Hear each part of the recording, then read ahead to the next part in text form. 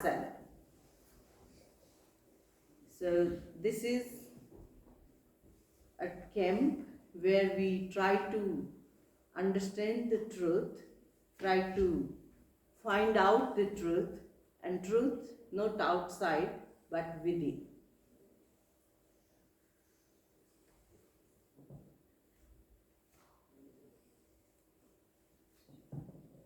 Arham, I pay my homage to Reverend Gurudev Sri Pragyaji, who has given us the path of Priksha. Also, we are paying our reverence to Gurudev Sri Mahashramanji, who is the constant source of strength and guidance. Priksha is mainly coming from the root Iksh, Sanskrit root Iksh.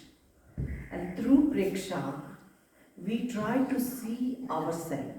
Normally, we have two eyes, and through these two eyes, we are constantly watching something or other thing. If you go in a showroom, you try to see, oh, I have this, or I don't have this. So this is external vision.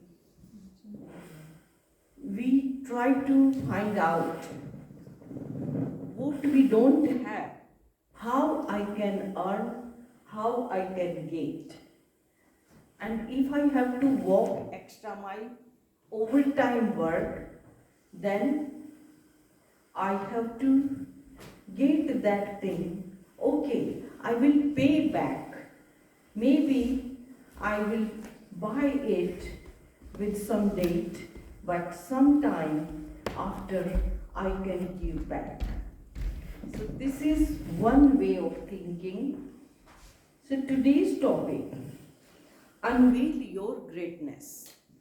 This is Acharya Pragyaji's book, and through this book we can understand, because it is some part of few chapters, their autobiography of the master.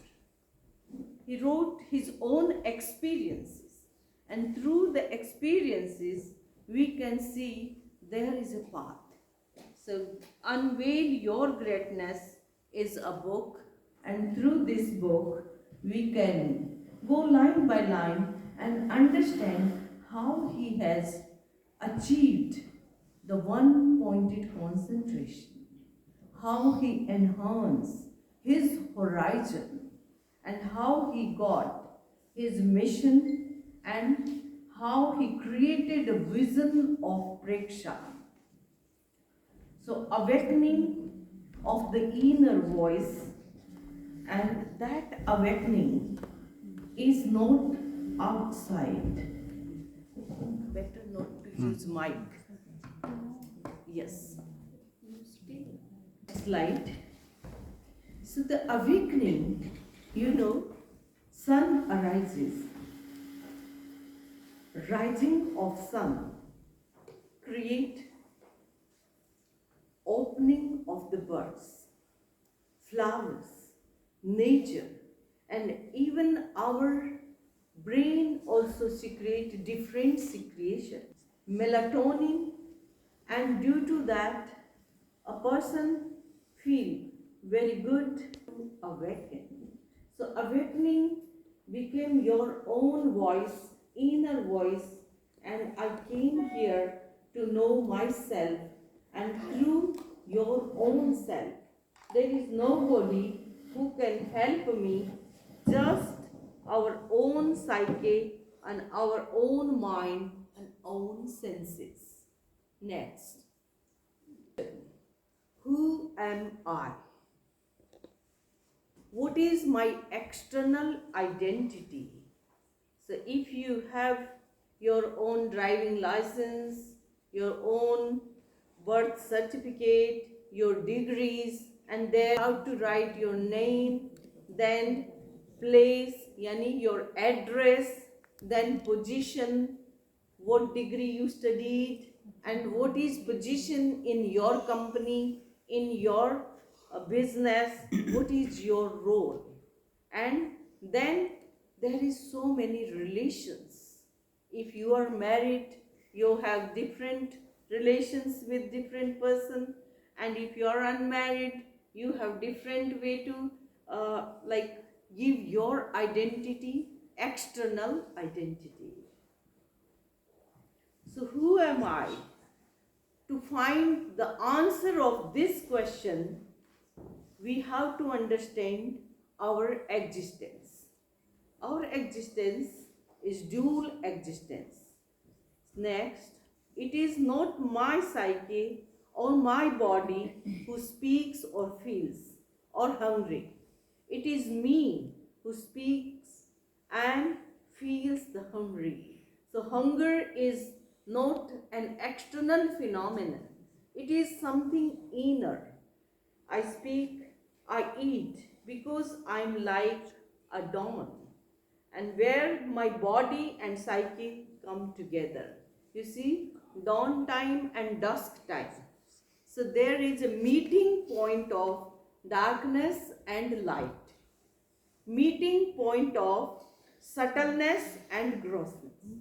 So subtle and gross body, and then there is the meeting point of external and internal things.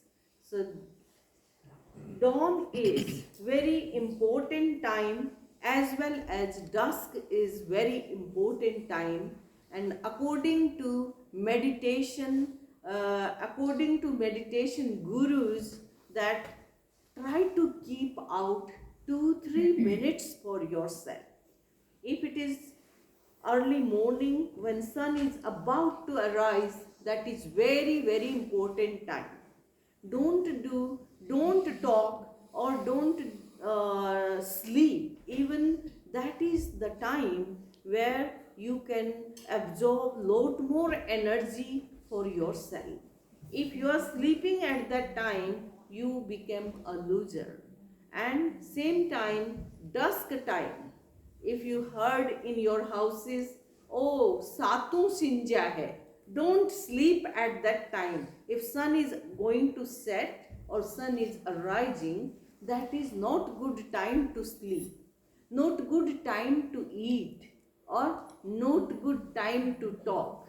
Then what to do? Not to sleep, not to walk, and not to do anything else? Yes, you can meditate. You can take these 2-3 minutes for your own meditation. So, and that will answer you your question sometime.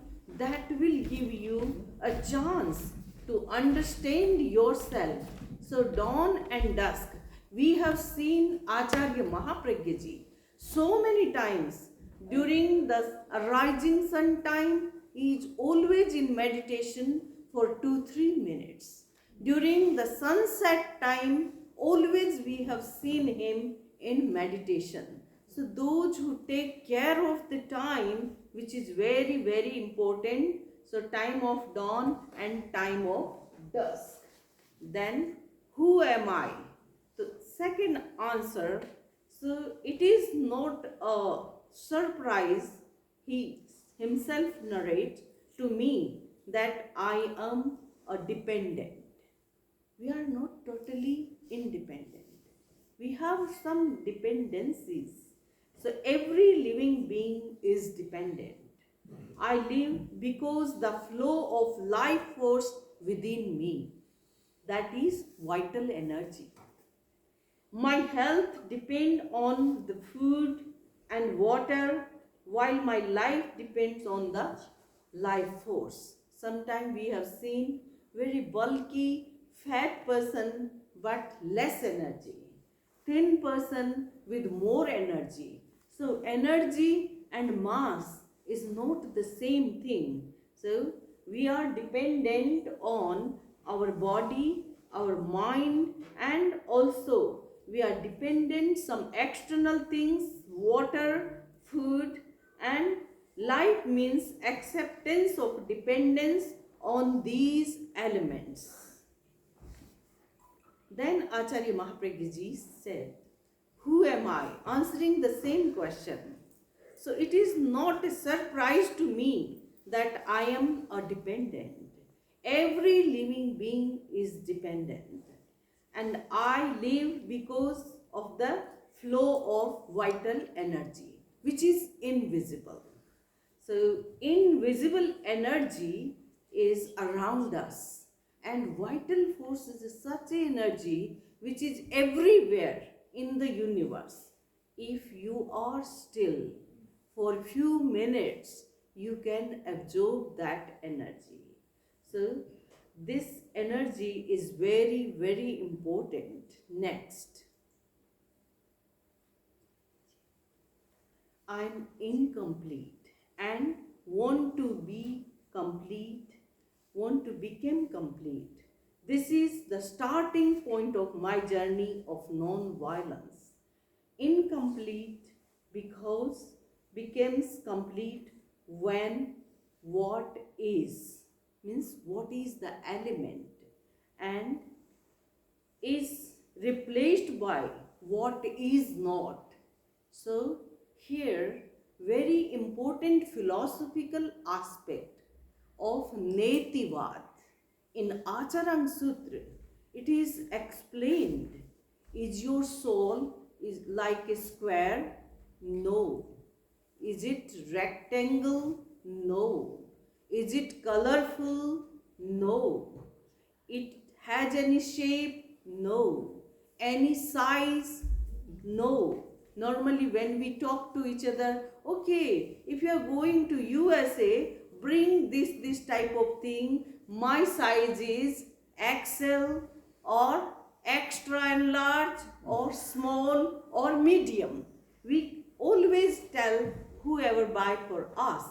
But the size, the shape, the color of soul, there is no color, no shape, no size. So we have to say what is not. Soul is not colorful, not sizable, not measurable, and not any shape. Just it is beyond the words. And similar philosophy is available in Vedantic view, where Brahman is everything and the whole universe is nothing. It is void. It is Maya. It is illusion. But Jain philosophy created difference with Vedantic philosophy. According to Jainism, what is visible is also real, because visible is matter and invisible is soul. So in Preksha meditation, it is a journey from visible to invisible. So I am incomplete.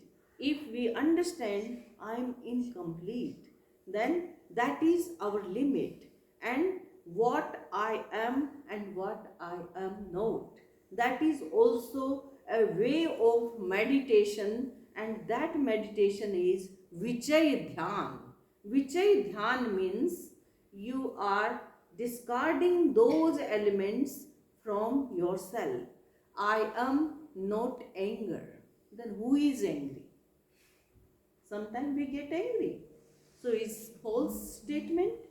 I am not anger. I am not ego.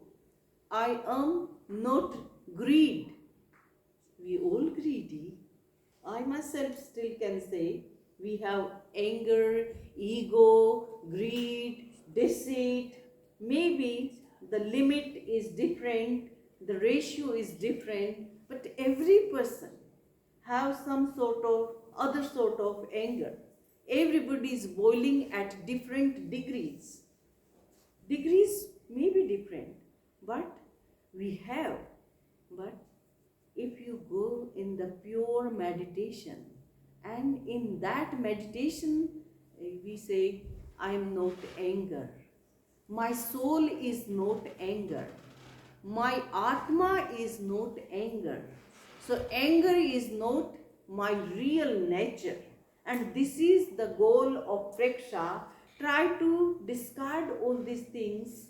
Whenever you have extra clothes, you go to charity shop and hand over to them.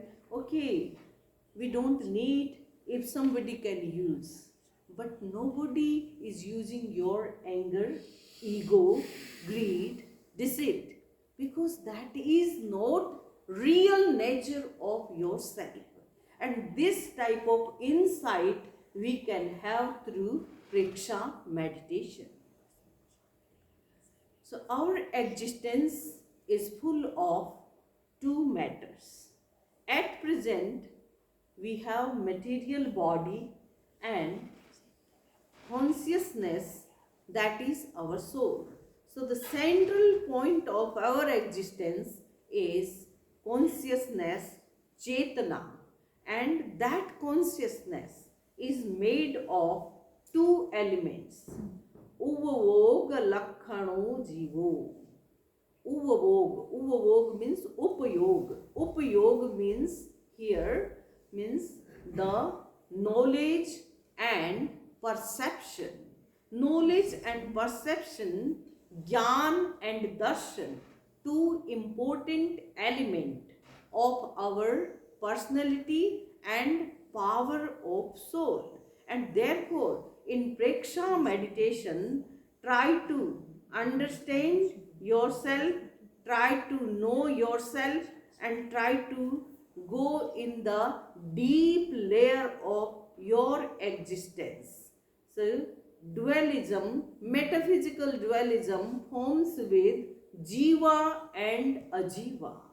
The body is not Jiva. But until and unless we are using unto our lifespan, and after that we leave it here. If it is the soul, then we are not living here.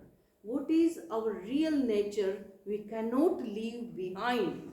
We have to take with us. So only two things, knowledge and darshan.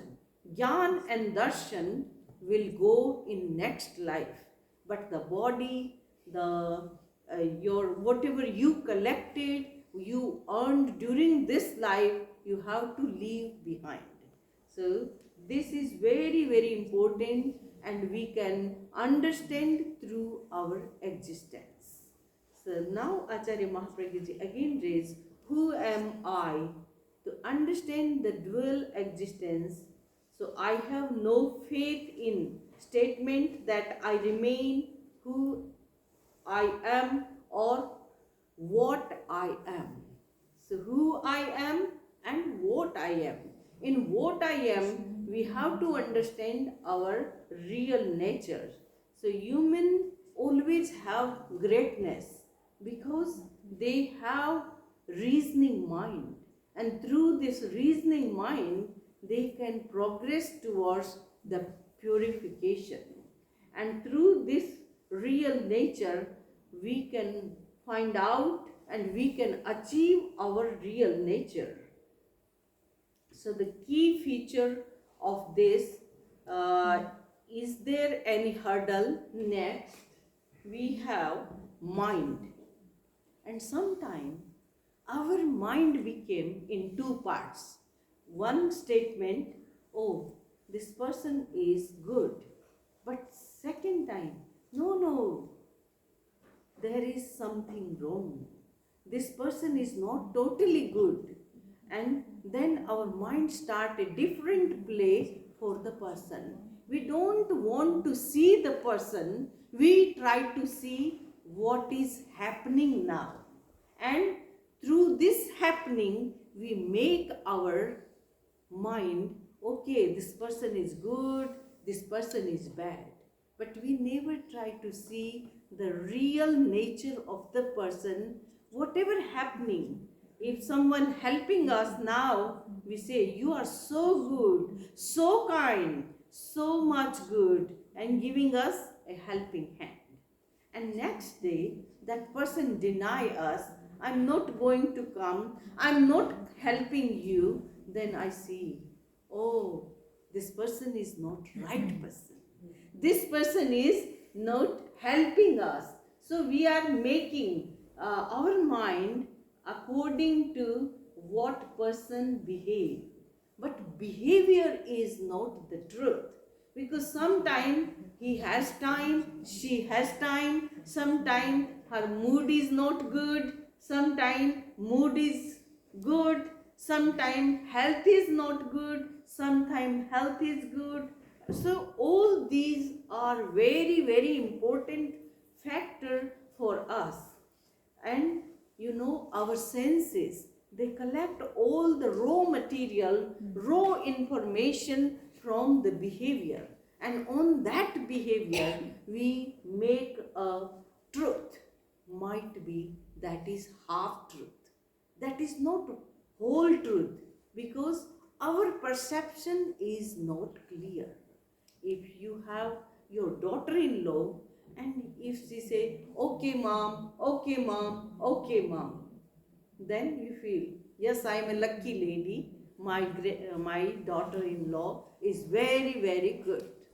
And next day she has start her work, and after that, no mom, I can't do, no mom, it is not possible for me, no mom, I am bringing food out from outside, taking away, take away food. So then you see, no, she's not cooking, not cleaning, and all the time she make a show of busy. Busy.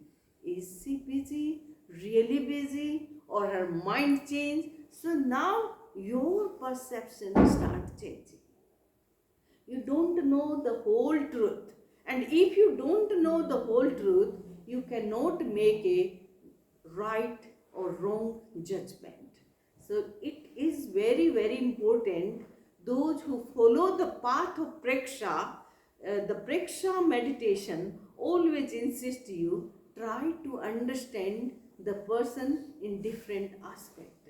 Try to see, put your feet in her shoes. If you put your feet in her shoes, then you can understand what is reality.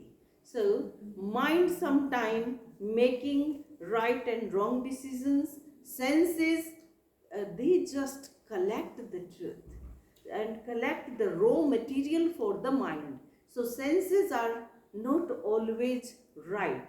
Then who is there? Behind the scene, who is working? That is our consciousness, our chitta.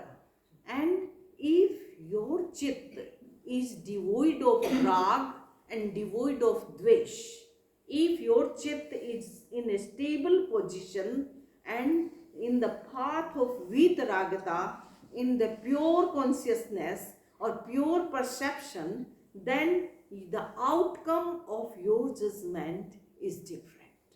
So that is most important. Try to use your chitta.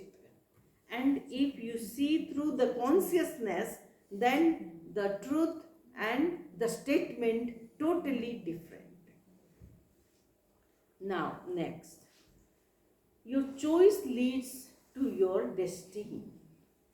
If you are antarmukhi, your mind takes you towards light. And if you are bahirmukhi, your mind takes you towards darkness. So, darkness and light, these two sides of the one coin, because of your perception. So, dawn and dusk, both are the meeting point of the truth.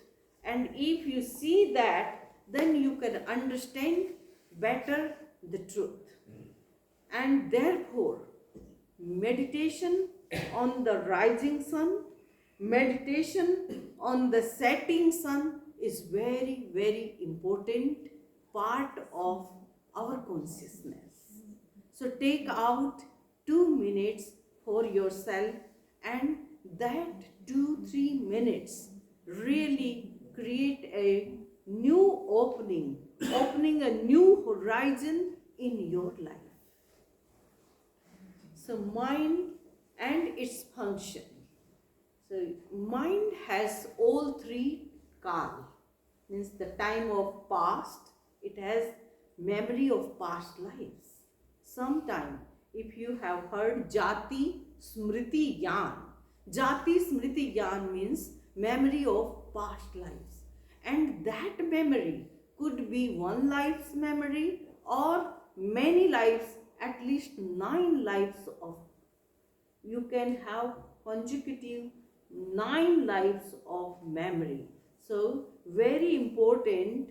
At the moment, our Munisri Kisan Lalji, he passed away, but he used to organize camps for past life's memory. And during those camps, he always took us back. Okay, try to see within yourself what you have taken in your lunch. Try to visualize. You say, Samani ji, it is very easy. We have ate this. Okay, try to see what you have enjoyed on beach. What type of mantra you chanted. What type of, okay, it is very easy, Samani ji. Just 2 hours, 3 hours before we were there. Okay, try to see what type of breakfast, what was in your breakfast. You can say, yes, it is easy. 2, 3, 4 things. We have taken this. Idli, sambar, chutney, tea, coffee, this. Okay. Then, what was in your dinner yesterday? Then you have to put little pressure on your mind. Oh, kadi khichdi, simple khichdi, masala khichdi. Then what was the lunch? So like this, if you go in the back and that type of meditation, through that meditation, even we cross this life and we can see past life. But key factor is you have to be very, very keen to know about the past life. If you don't have the keen desire, you cannot get that thread. So keen desire is most important.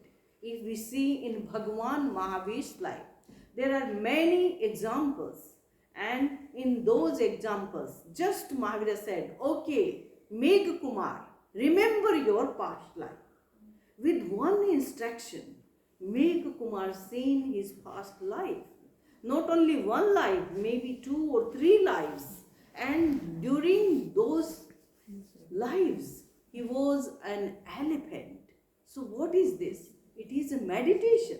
It is definitely a meditation. So many of us, we forgot our past life. Even we forgot how we came yesterday. Sometime we were in the sleep. And so it is very difficult. But the key of this meditation to go in the past life is try to go and be aware and try to go in your past, and that will open a window in your consciousness where you can see that.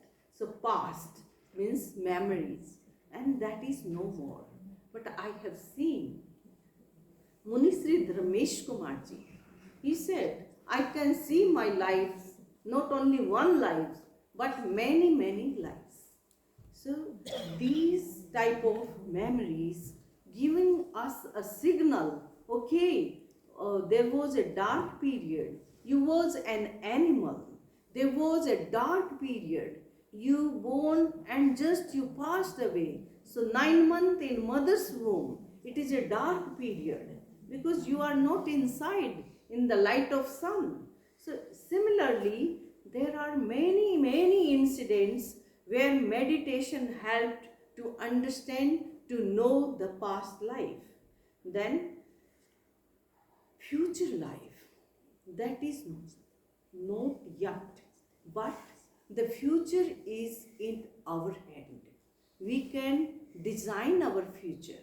many young students are here. They are here and they have their dream after my A level, after my O level, and after my college, after my university. I have a dream job, I have a dream house, I have a dream girl, I have a dream boy. So, like this, they have their own dream, and through that dream, and they constantly focusing on that, and through that they passed their exams, they got good jobs, then they start settling, try to find out desired partner. So all these in future, but future is now. If you work now at present, if you keep yourself aware, and that awareness will make a big difference in your life. Next. So mind has two types. One mind is fickle mind, wavering mind, and the other one is focused mind. You all know the water. Water is always flowing. Can you put the water in the strainer? In Chalani? Anybody can put the water in a strainer? No. Yes. Shashi Bhai from Belgium. Can you put the water in a strainer? Yes. Once we can. How? Once we can make it ice. Okay, very good answer. When you make it ice. Similarly, your mind is constantly, I can see in my in the back benches, our young students, they are on mobile and they are watching or doing something. I don't think they are taking any notes, but might be they are taking any notes. So there is fickle mind. They are here, but they are watching something else on their mobiles.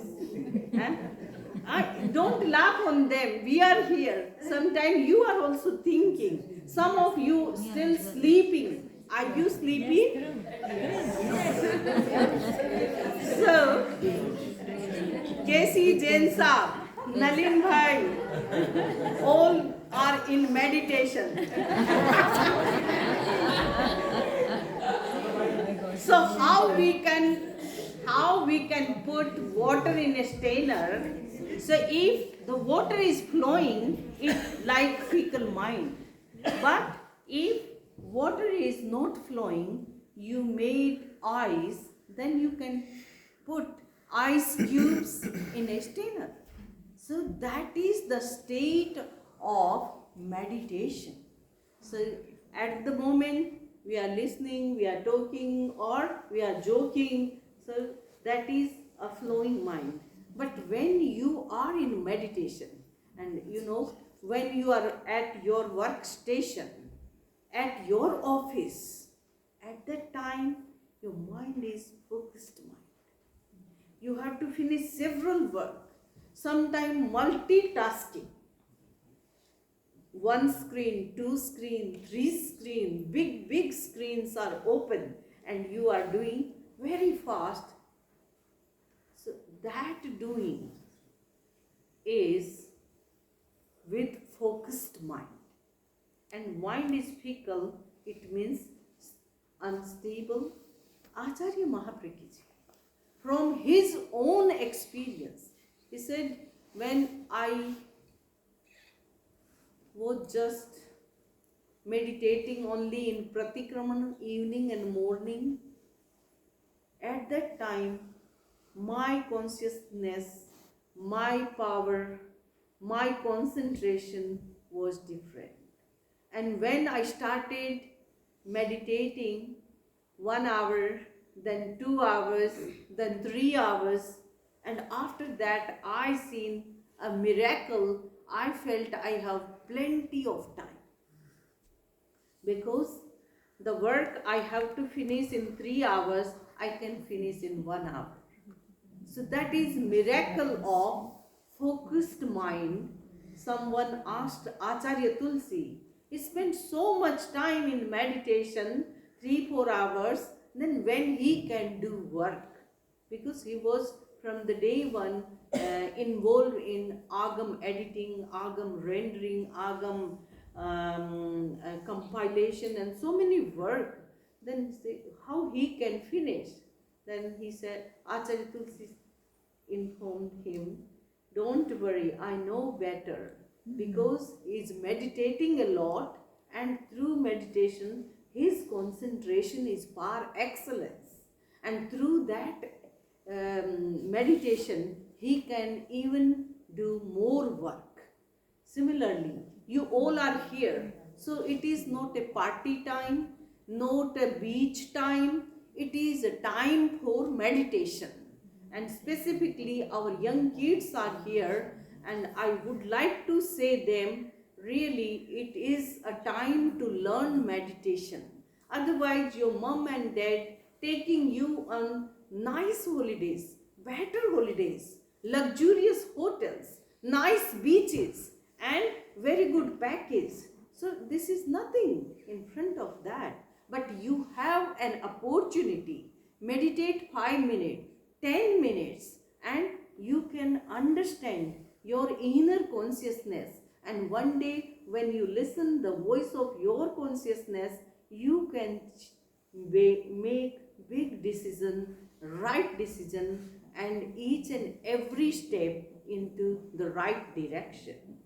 So try to come from fickle mind to focused mind, and that focused mind is we can understand water and ice cubes. So those who want to do a big change in their life, it is very, very important. Then mind functioning. How does mind works with sensory nerves and motor nerves?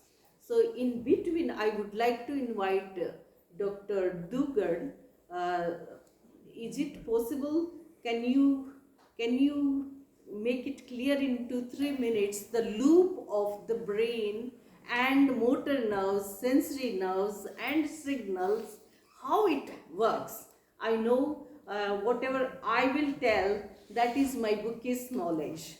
But you, being a scientist, you are always working with brain, the chemical messengers, and how they create a loop, and how they affect the whole body, then your mind, then your feelings, and everything is related to it. Dr. Sunil Dubey.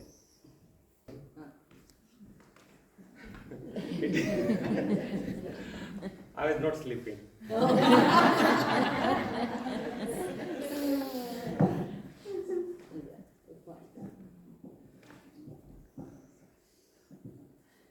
I will try to put in very layman terms, and we have few medics here as well.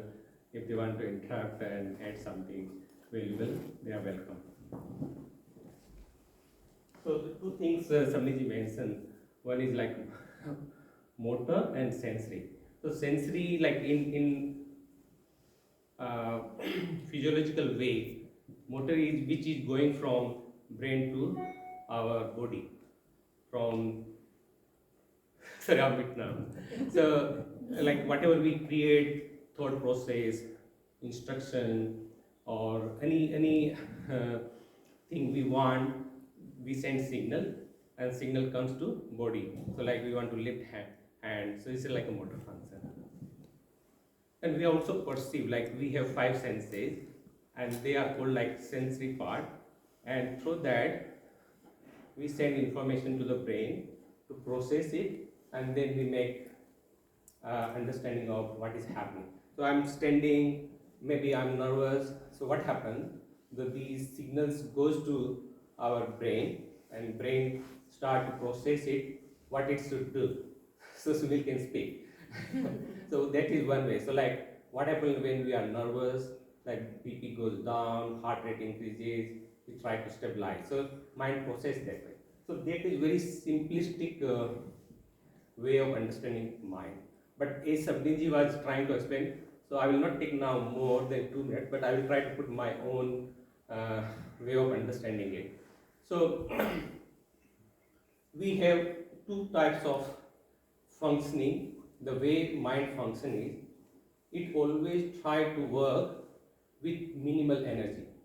So evolutionary, the way we try to do work or activities, brain slowly go towards in that mode where we need minimal energy.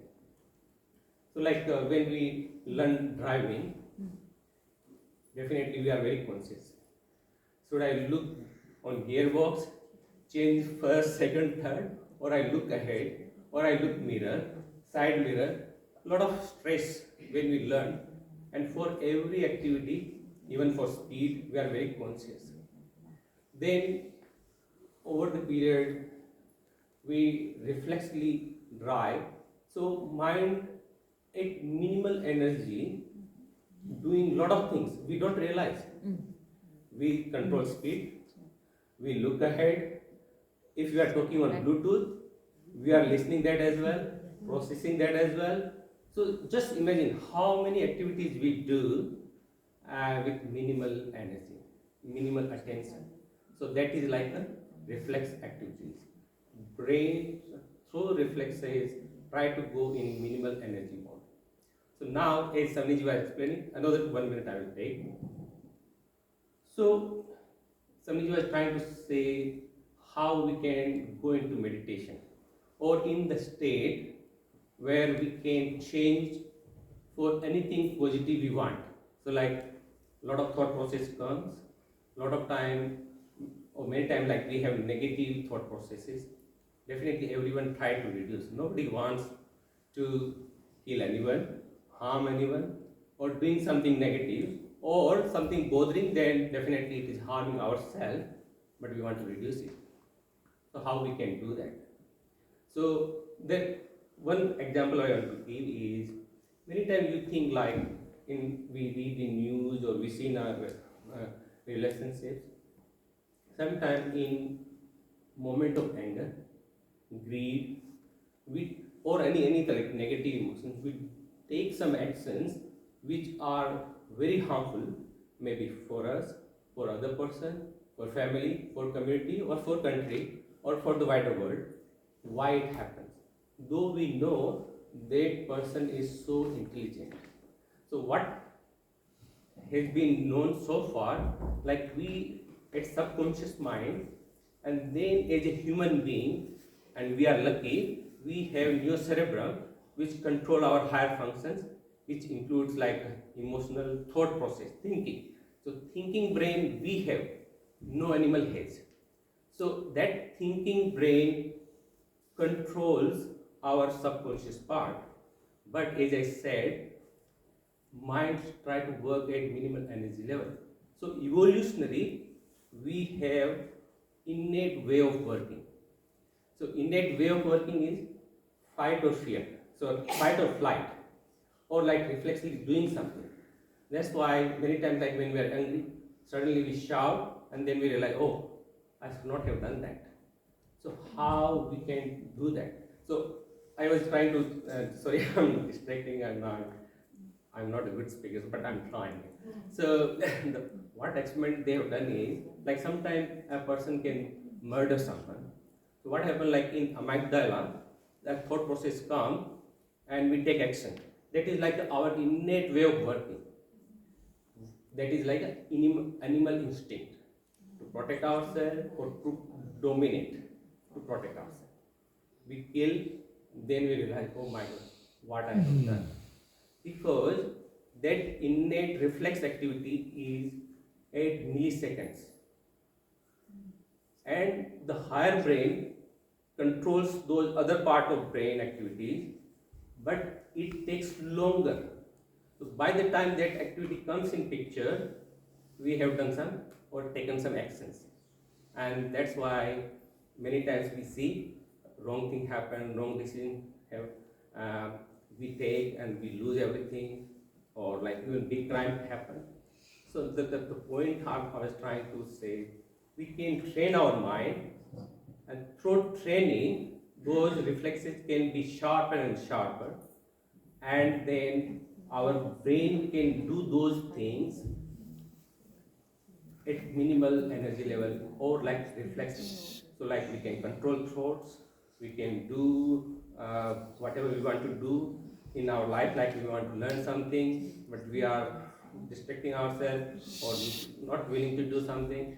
So the point I'm trying to say is a mistake. Through contemplation, through training, through practicing, we can train our. Sorry. No, I lost everything. So no, I'm just joking. So the point I was trying to say that simple last sentence, it is possible. When we say like I can't control my thought process, I can't control my actions, or it happens like all the time my mind wavers, but it is not true. We have ability. Only thing we need is practice, rightful practice. Sometimes we need guru, so we have some lazy, they can guide us, but it is possible for any emotion to control, any actions to control, or anything to learn. Every capabilities we have. Thank you so much. Thank you, Sunil. The key factor is we can train our mind through meditation, through contemplation. And that is like we have to send some signals, some suggestions to our brain. So, how the sensory and motor nerves work throughout the body, in our behavior, in our habits. So, the next slide is how quickly our mind works.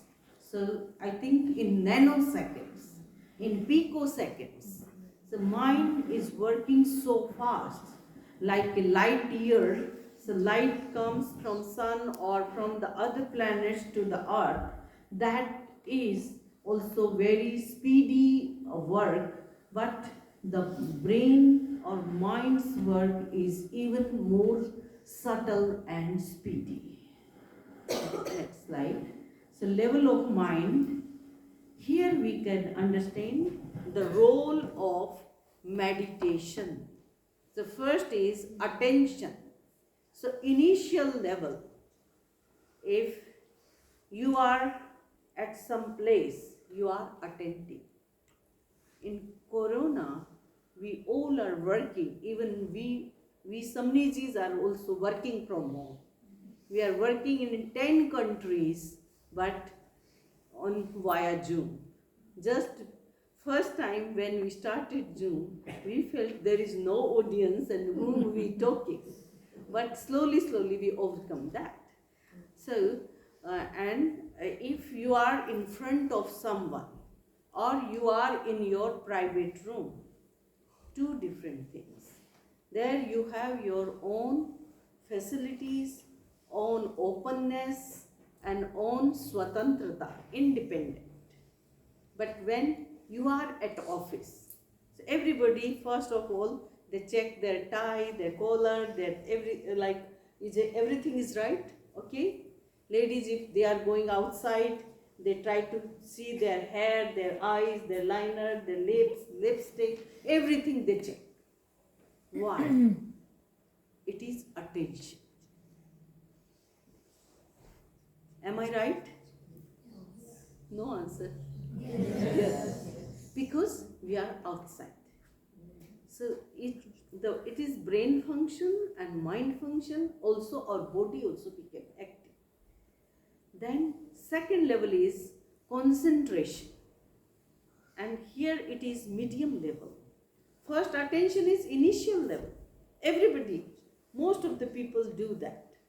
But when concentration, so the meditation has one type that is concentration, the other type is perception.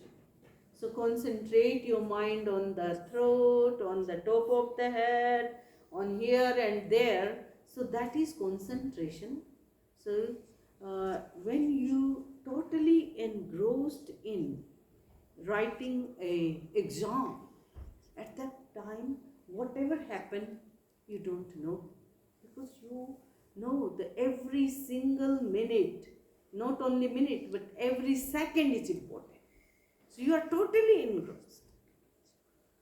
Similarly, if you are in a meditation or in deep level of meditation, so that is concentration. Even though after concentration, what is there? That is the higher level perception. So in perception, no word, no thinking, just perception. So intensive level of mind, like mind is also totally intensive there. And sometime we have no mind, no thinking. So that is a phenomenon getting into gap. You are getting into gap. Means one side is mind, one side is senses, but you are in the middle portion. There is no senses and no mind, just total silence. Total, you are in the gap, vacuum. There is nothing. So attention, concentration and pure perception, or I can say higher level of meditation. So this is also at this stage mind is working. And now the practical tip to train the mind. So try to sit 2 minutes. Dusk and dawn meditation is very important कि प्रातः सूर्योदय बाल सूर्य का ध्यान. Meditate on the rising sun and then meditate on setting sun. So sunset time and rising sun time both are very important, and try to be still during that time. Then practice of silence. If you sit in your room, you are deeply, okay, I have to finish 5 chapters, their notes, you have exams, you can practice silence. And that silence leads to more higher concentration. Then practice of breathing meditation, because breathing is constantly with us. Round the clock, our breathing is going on. So try to focus on your breathing. Start with 2-3 minutes. And finally, tratak, open eye gazing is also important. And one more practice, that is khechari mudra. Khechari mudra, it means touching your tongue to the palate. Even you can do now for a minute. Sit straight, keep your backbone straight and touch your tongue to the palate. Just 1 or 2 minutes. So this khechari mudra is also very good to make a balance in the brain area and slowly calm down your mind. Cool all the emotions and passions. Purification of the passions.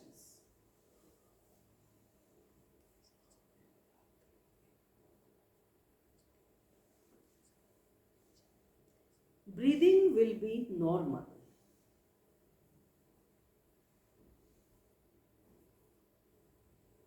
If your breathing is normal, long and deep and rhythmic, it makes your mind light, relax and concentrated. So practice of breathing is also important. Swasa preksha. Why selected this breathing? Why not eating? Why not other things? Because we are not eating all the time. We are not sleeping all the time. We are aware. Are we sleepy all the time? No. All 59. So, very important कि if we concentrate on our breathing, it will make our brain light, because brain need more than 20 to 30% of oxygen. Whole body and the brain, the ratio of brain is higher than the body, because it need more oxygen to more work, more concentration, more focused state. So breathing meditation is very important. Even the practice of vocal meditation, so creating alpha waves through the humming sound. You know, in the beta 15 to 30, in the alpha 9 to 14, in theta 8 to 4 to 8, and in delta 1 to 3. So these are the different waves, and when our mind is concentrated in one pointed, either sound meditation, breathing meditation, through the humming sound, we can feel that our brain is more active. Why brain is activated through sound meditation? Today we did Arham sound, Om sound. You see, when we do Om, our lips closed. Finally, Om, Ma is labial. Arham, again Ma is labial sound. And then humming sound like nasal dot M sound, again labial. So when our lips closed, then sound waves goes up and touch to the brain area. While finding the way out, the sound waves touching to our brain area, our neurons, and when neurons vibrate, they get an activation. So sound meditation is an easy meditation to activate the brain power, activate the inner power, and connect yourself with your own energy, which lies dormant within yourself. So who am I?